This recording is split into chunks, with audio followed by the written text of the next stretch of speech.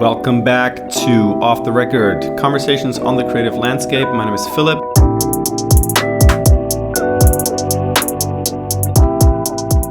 We're back with a short episode. In this episode, we're going to discuss 3 questions that are always the same for all of the guests. If you want to listen to more interesting thoughts of those guests, just check out the previous episode.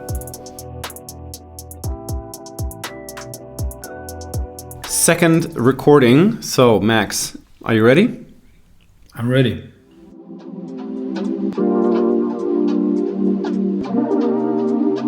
Hello, everyone. Welcome back to Off the Record, Conversations on the Creative Landscape. My name is Philip. I'm the host. And today we have with us again Max Tolsdorff from Tolsdorff, Germany. He's the head of marketing there. We already recorded a longer episode, which is about 1 hour, where we learned a lot about the industry, how Polestar works on the inside, what do they have in petto for the future, and about design, about the different things they're doing. And we're back with a short episode where we have 3 questions for you, Max. You will have to answer. You don't know the questions before. And they're supposed to entertain everyone on board and maybe give different clues to you as a marketing manager or creative. So stay tuned to those questions.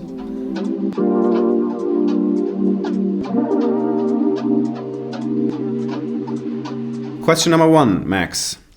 What do you think all marketers should know? That's a deep one. What all marketers should know. I think all marketers should know where they want to drive their brand to. I think this is an important one as an advice, because if you don't know where you're going, you might find great opportunities on the one hand, but you always might go into certain directions that might be contradicting each other. So I think that's a really, really important one. What do you mean with contradicting? Contradicting can mean you have certain messages, you have certain ideas of a brand, what it can be, and what you want it to be in your country. But consistency still is key. So I do not need to communicate 2 different things that in a different way as well, in a different creative way.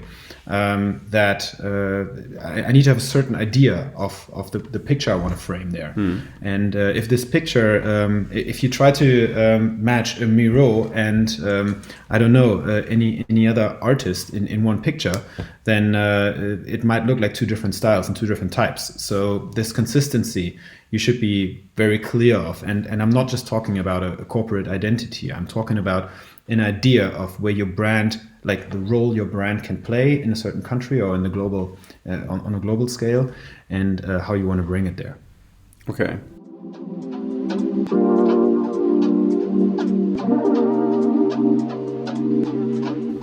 Question number 2. What do you think every brand should stop doing right now?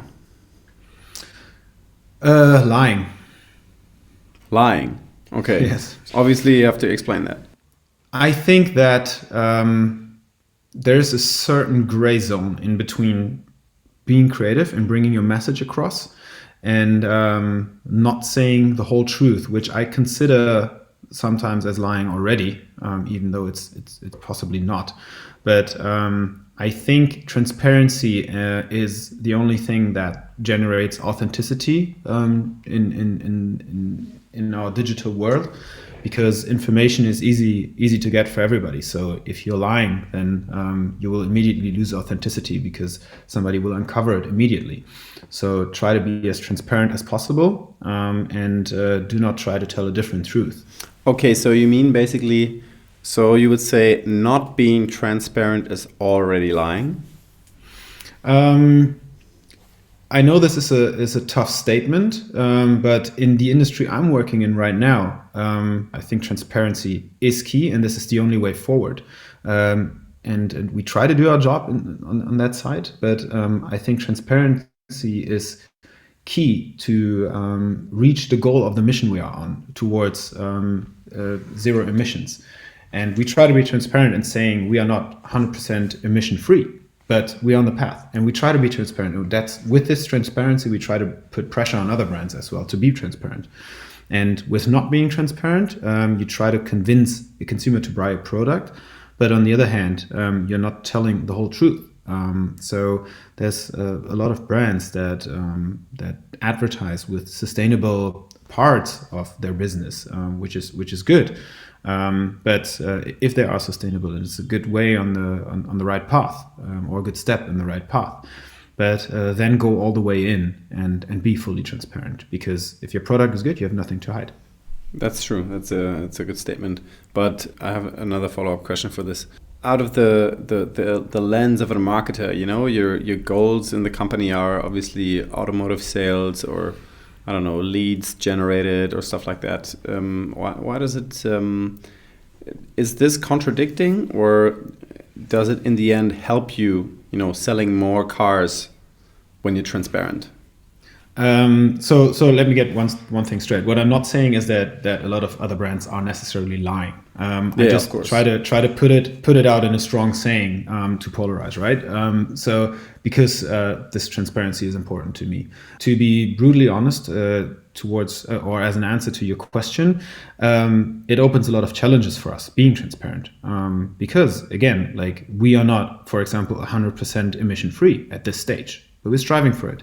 But what we do, and this is really, as the brand Polestar, we try to be the guiding star there, leading towards a certain mission, which is emission-free mobility in the end. And you need to be, on the one hand, polarizing, and you need to put strong statements out there, and also, but you need to meet the requirements that you ask for yourself. Meaning that we strive for this. We try to be transparent. We publish the data we have on our CO2 footprint, even in production. And those kind of things put pressure not only on the others as well, but on us, on ourselves as well. And we try to put this pressure on us because we don't want to be out there promising something that we can't keep. We try to put this pressure out there to be the guiding star that leads a whole industry towards a certain goal. We believe that we don't want to have the only product out there that is really sustainable and then sell a lot of it because it's sustainable. Our mission is to make the environment we live in a better place in the end, and make it more sustainable. And that does only work when all pull in the same direction. In the same direction. And this only works with strong statements and transparency, like we try to do right now.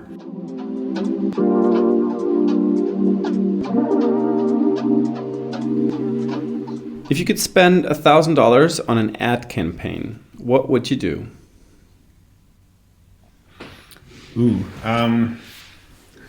Hard question to answer right away with a certain platform, because it belongs so much or relates so much on your product. So you're asking me as Polestar? Or you as Polestar. You as Polestar. €1,000. That's a good one. I would most probably try to put it onto a competition on social media where I have a certain incentive that I can give people to try to make this thing walk on its own. So people need to share it, people need to tag other people, and it really depends on the incentive you have to give, obviously, which might go a lot beyond €1,000 in the end. But if I have a good incentive to give, I would put it out as a competition. Really nice competition with a good message and a good incentive. So something you can probably also talk about later. Something you can talk about that creates a story that involves community, where people need to involve other people to be in and participate, to actually make more out of the money. Cool, Max. Thank you very much for those insights. Again, if you would like to know more about Max or the company Polestar, just check out the show notes or check out the other episode. You can also head to our blog and read about it. There's going to be a small compressed version of what we've been talking about. Thank you, Max, for joining in again, and talk to you soon. Maybe see you in one of the Polestar spaces soon. Also you to the audience. Bye-bye. Bye.